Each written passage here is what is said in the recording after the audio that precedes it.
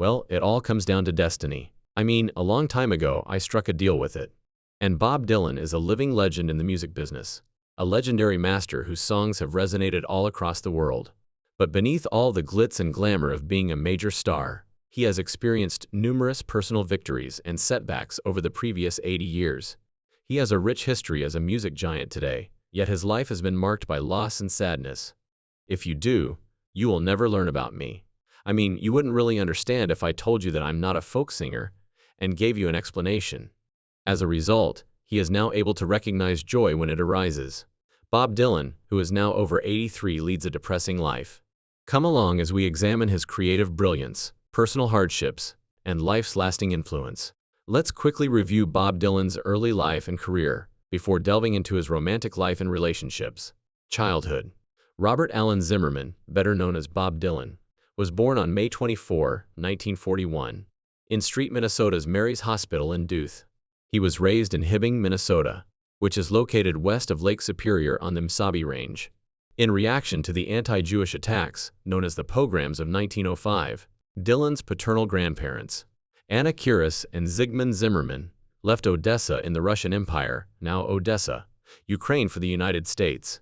His maternal grandparents, Ben and Florence Stone, however, were Lithuanian Jews who immigrated to the U.S. in 1902.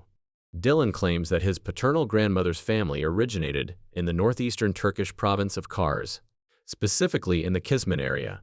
Abram Zimmerman and Beatrice Batty Stone, Dylan's parents, belonged to a tiny, close-knit Jewish community. The family lived in Duluth until Dylan was 6 years old, when his father had polio. They moved back to Hibbing, his mother's hometown, as a result, and Dylan spent his early years there. Dylan's father and his paternal uncles ran a furniture and appliance store at this time.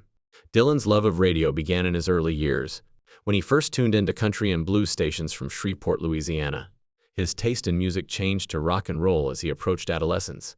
While attending Hibbing High School, Dylan formed a number of musical ensembles.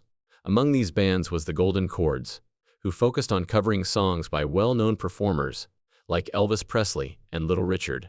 At a school talent contest, they performed Danny and the Juniors Rock and Roll Is Here to Stay so loudly that the principal had to turn off the microphone. Dylan was listed as Robert Zimmerman to accompany Little Richard in his 1959 high school yearbook.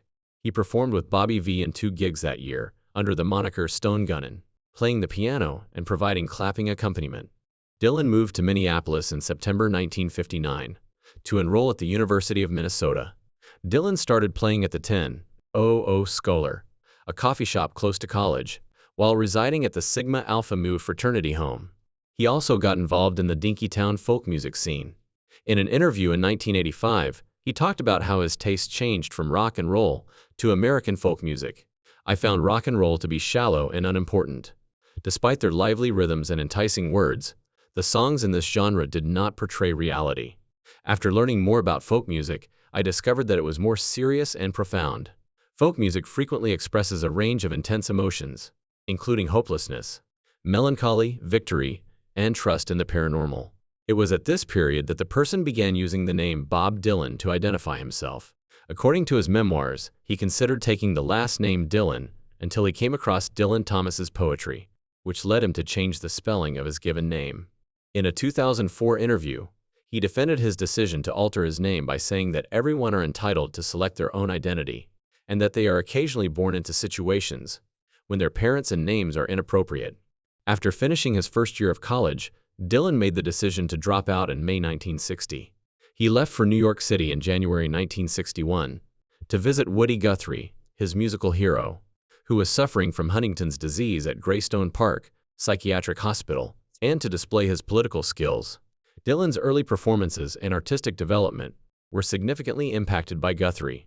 Dylan said, "The songs themselves had the infinite sweep of humanity in them.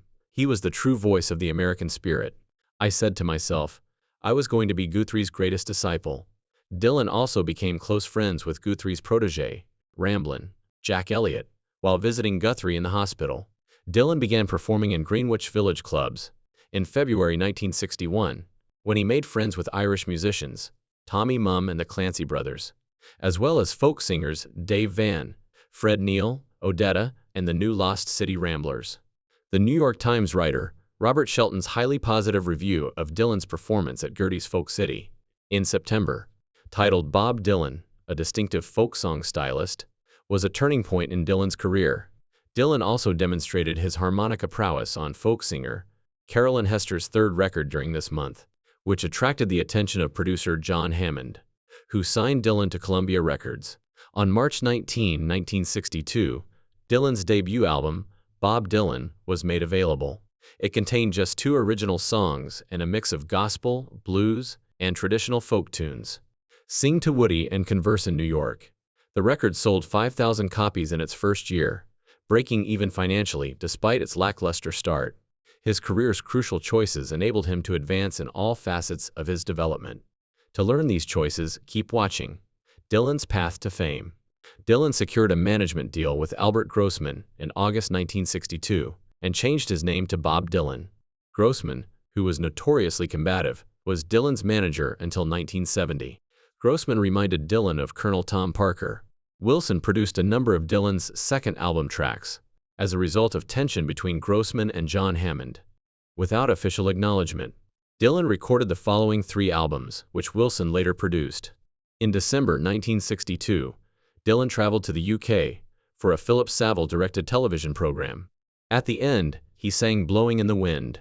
Dylan played in folk clubs in London and studied under UK musicians such as Martin McCarthy. Released in May 1963, Dylan's second album, The Freewheeling Bob Dylan, demonstrated his abilities as a singer-songwriter.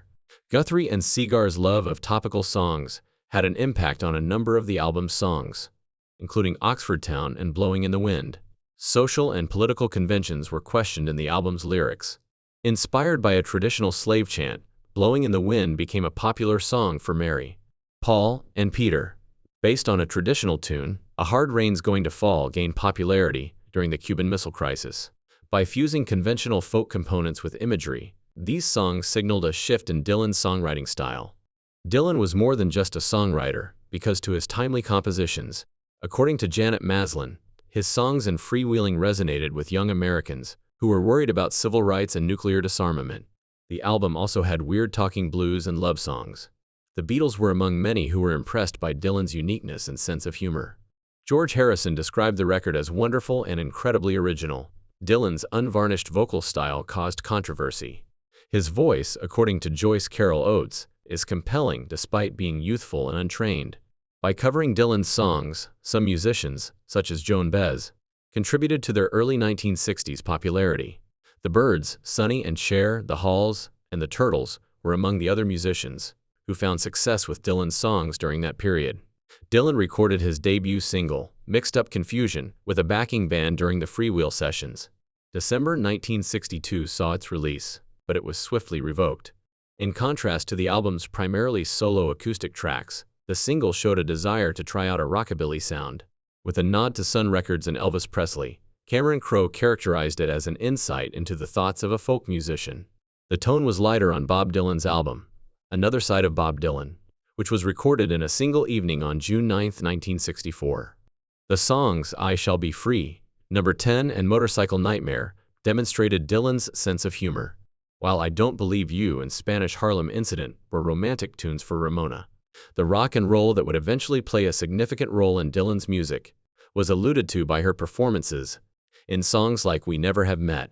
It Ain't Me, Baby was interpreted as a rejection of the imposed political role. Dylan's new direction and critique of his previous work were shown by 2 long songs, My Back Pages and Chimes of Freedom. Dylan transitioned from folk to folk rock pop in 1964. He adopted the fashion of Carnaby Street. Dylan was dressed with multicolored shirts, beetle boots, and sunglasses. Reporters remarked on his flamboyant clothing and unruly hair. Dylan started responding to interviews in a lighthearted manner. He made a joke about a TV cowboy horror film. According to Dylan, he would portray his mother in the film.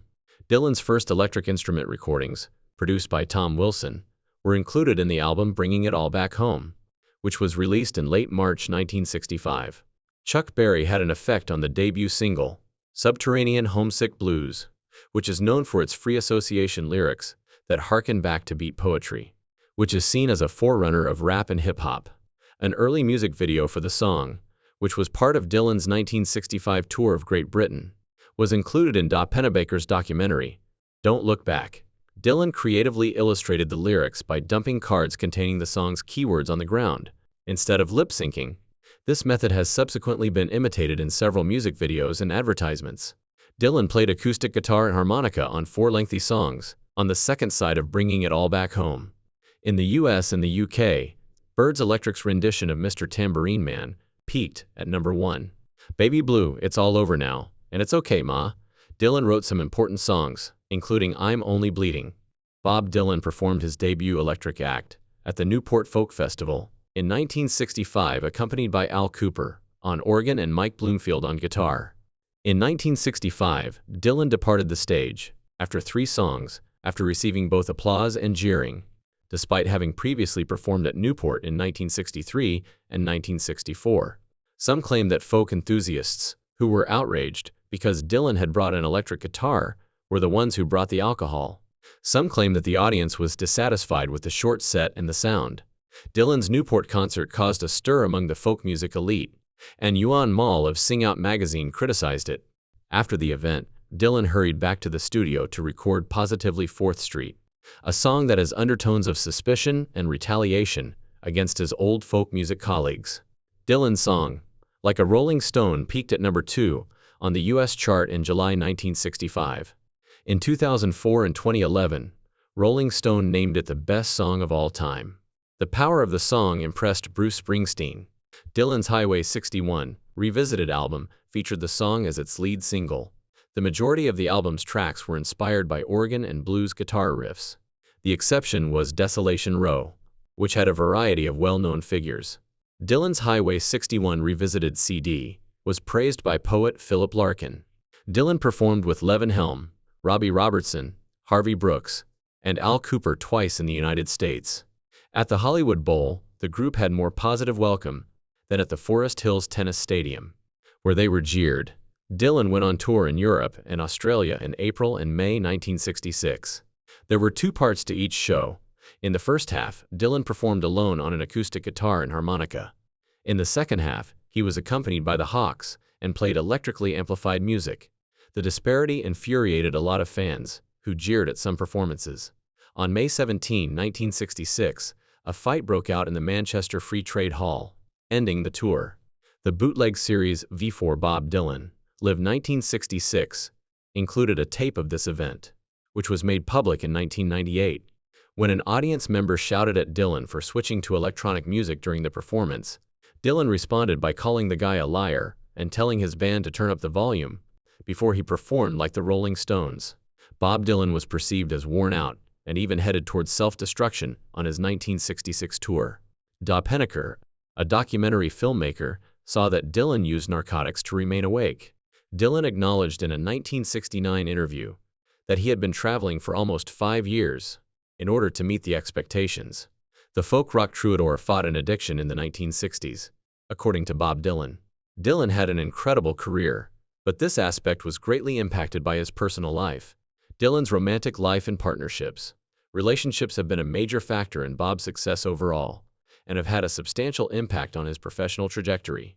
In addition, Bob Dylan's love life has been described as one of the most intricate and mysterious in world history. Early in his musical career, he had his first significant relationship with Suze Rowe, a period when Dylan started his musical career and met Rowe for the first time. After a protracted battle with sickness, Suze Rowe, Dylan's lover from the early 1960s, who notably posed alongside him on the cover of the album Bob Dylan, passed away on February 25, 2011.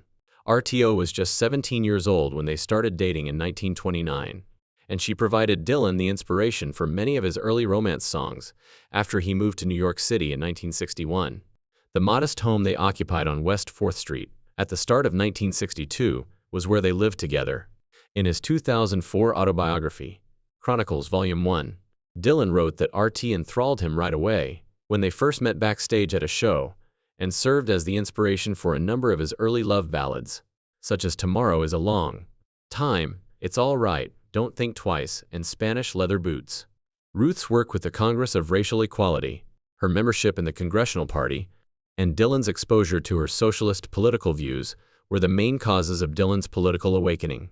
His early love songs from this era, like Don't Think Twice, It's All Right, are frequently linked to this romance.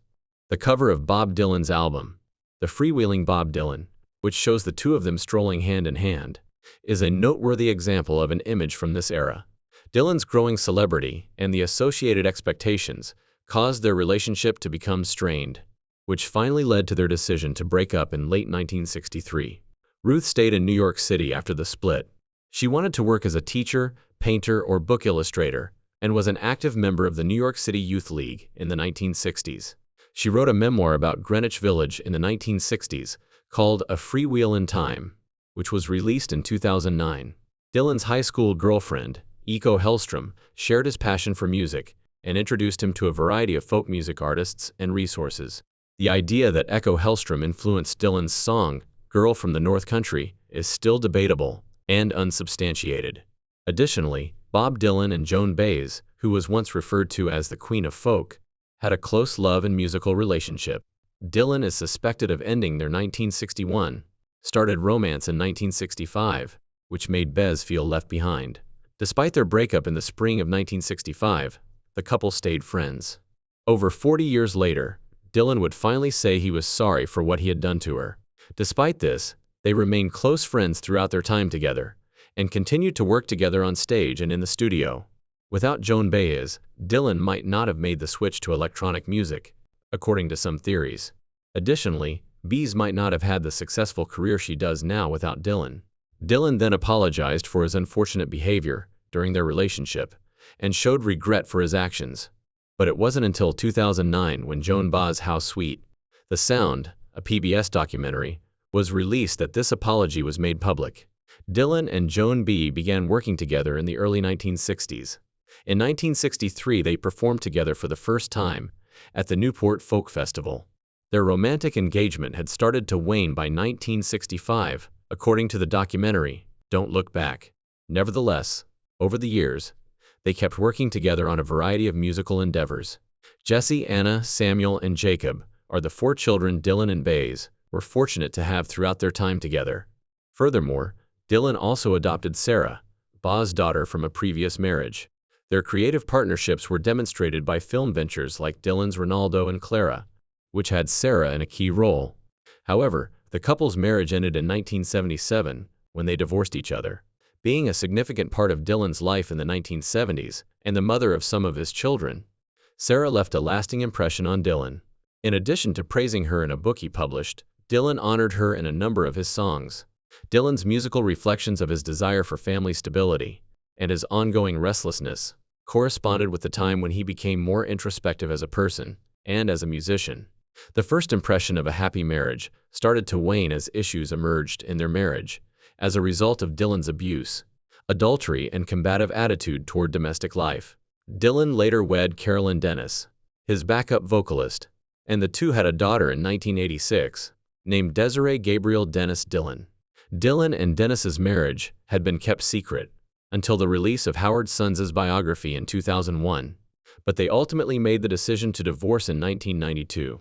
Dylan's lifelong musical journey and the intricate network of his personal relationships have influenced the development of both his lyrics and music.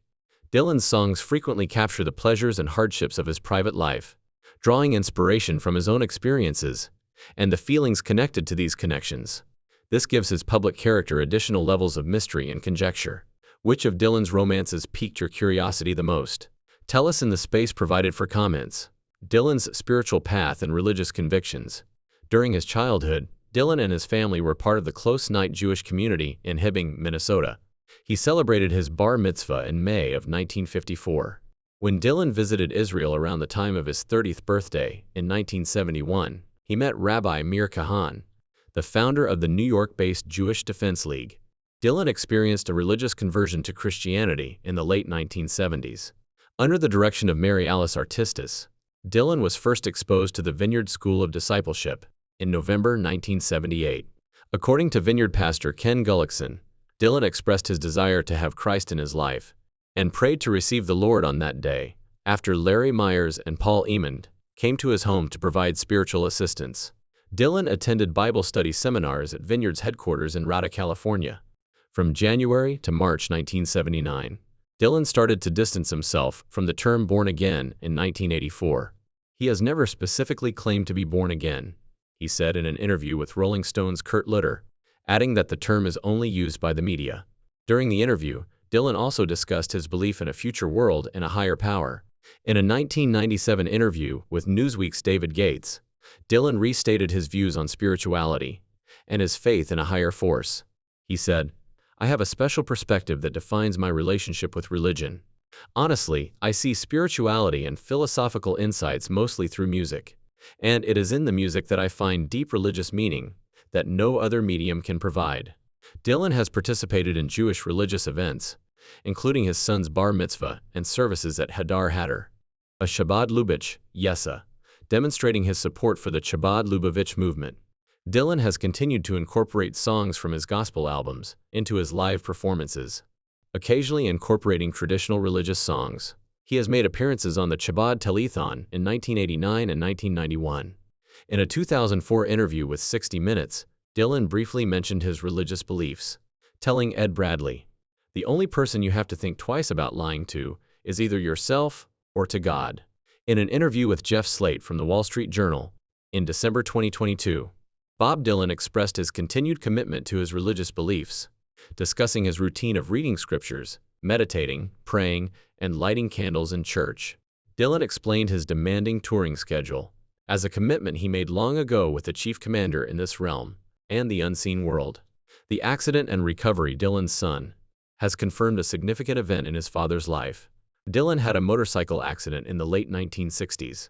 Dylan highlighted his belief in ideas like damnation, salvation, and predestination, citing the significance of texts like the 5 books of Moses, Pauline epistles, and the invocation of the saints.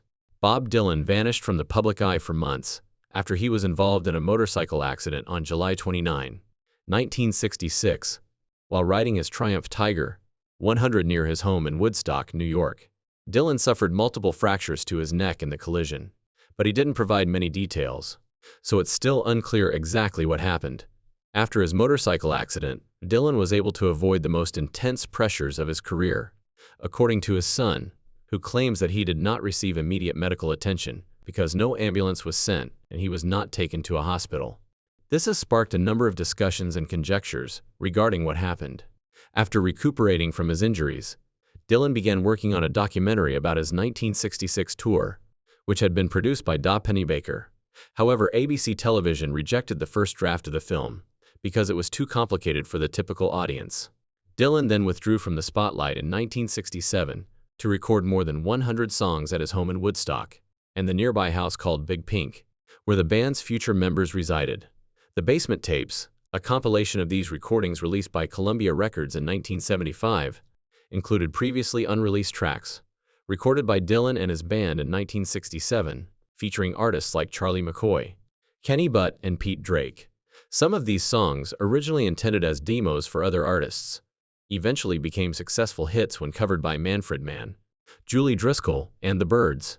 Dylan rejoined these musicians in Nashville in 1967 to produce his follow-up album to The Basement Tapes, John Wesley Harding, which included short songs based on biblical themes and the American West, demonstrating Dylan's in-depth study of the Judeo-Christian tradition. One of the songs on the album, All Along the Watchtower, became well-known in October 1967. Dylan's return to live performances after almost 20 months was a more subdued Dylan with a backing band, and he grieved the loss of his mentor, Woody Guthrie, at a tribute concert in Carnegie Hall on January 20, 1968. Dylan's transition to a different musical style was evident in his 1969 album, Nashville Skyline, where he worked with Nashville musicians. The album's singles, Lay Lady Lay and a duet with Johnny Cash, were commercially successful. Dylan's vocal technique also changed, as critics in Society magazine noted that his vocal range had expanded by an octave. Dylan's recent career status and activities as a special guest on Johnny Cash's first television show. Bob Dylan sang a duet of Girl from the North Country with Cash in May 1969, and he also sang solos of I Threw It All Away and Living the Blues on the same performance. Although he was invited to participate in the nearby Woodstock Festival, Dylan continued his musical career by traveling to England to perform as the main act at the Isle of Wight Festival on August 30, 1969.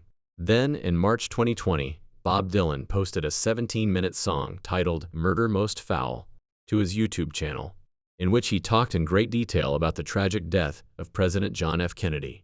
Dylan's first solo podcast, single to reach the #1 spot and the top of Billboard's Rock Digital Song Sales chart. When it debuted on the UK album chart, it was also the first single under Dylan's name to appear on a popular music chart. And with the release of First Contain Multitudes and False Prophet, Dylan announced that these songs, along with Murder Most Foul, would make up a future double album called Rough and Rowdy Ways. After receiving positive reviews, Dylan's 39th studio album of new songs since 2012, Rough and Rowdy Ways, was released on June 19, 2020. It quickly shot to the top of the UK album chart, making Dylan the oldest artist to accomplish this feat with original material. To further solidify his legacy, Dylan sold the entire catalog of his songs and their copyrights to Universal Music Publishing Group in December 2020 for a reported $300 million. In May 2021, notable events commemorating his 80th birthday included the virtual symposium, Dylan 80, which featured contributions from academics, journalists, and artists, as well as the release of a number of new biographical and analytical works on Dylan's life and music, including Shadow Kingdom, the early songs of Bob Dylan. Another contribution to Dylan's continuing musical legacy was his live stream performance of Shadow Kingdom, which debuted on the UK album chart in June 2021. Dylan continued his bootleg series in September 2021 with the release of Springtime in New York, and in July 2022, a rare version of his classic Blowin' in the Wind, created using a novel ionic medium, sold for a high price at auction. Published in November 2022, Dylan's book, The Philosophy of Modern Song, was praised for its incisive content and range of perspectives, including 66 essays on songs by different artists, and Bootleg Series Volumes 16 and 17 included outtakes, live recordings, alternate versions, and rehearsals from Dylan's vast discography. Announced in June 2007, Dylan's music is more than just songs. The Ionic original installment of this series, which debuted alongside the Time Out of Mind Sessions 1996 to 1997 in January 2023, was praised for its new material and diverse perspectives, showcasing music by multiple artists and previously unreleased material. It's a reflection of his journey, his decisions, and the deal he got. Together, these series have sold over 29 million copies. Bob Dylan faced many obstacles in his life, but he was able to lead an interesting and fulfilling life. Thank you for watching. If you liked this video, please click the like and subscribe button. Additionally, for more intriguing tales and insights, remember to click on the video that is currently displayed on your screen.